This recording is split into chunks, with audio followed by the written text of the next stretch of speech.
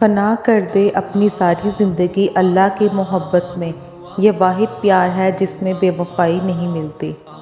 تکلیف میں صبر سے کام لو، کیونکہ سونے کو آگ سے آزمایا جاتا ہے اور مومن کو تکلیف سے۔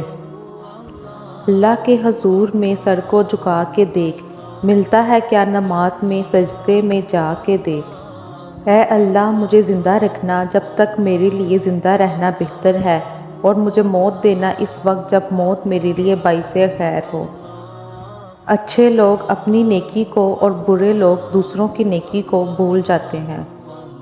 کافر تو ترستا ہے تہواروں کو، اے مسلمان تو خوش نصیب ہے جو ہر ہفتے عید مناتا ہے۔ بے شک پھر صبر، یقین اور انتظار کے انعام میں تمہارے لیے ان گنت زمین اور آسمان کے خزانے رکھے ہوئے ہیں۔ یا اللہ میرے والدین کو ان 70,000 لوگوں میں شامل فرما جو بغیر کسی حساب کتاب کے جنت میں داخل ہوں گے، آمین۔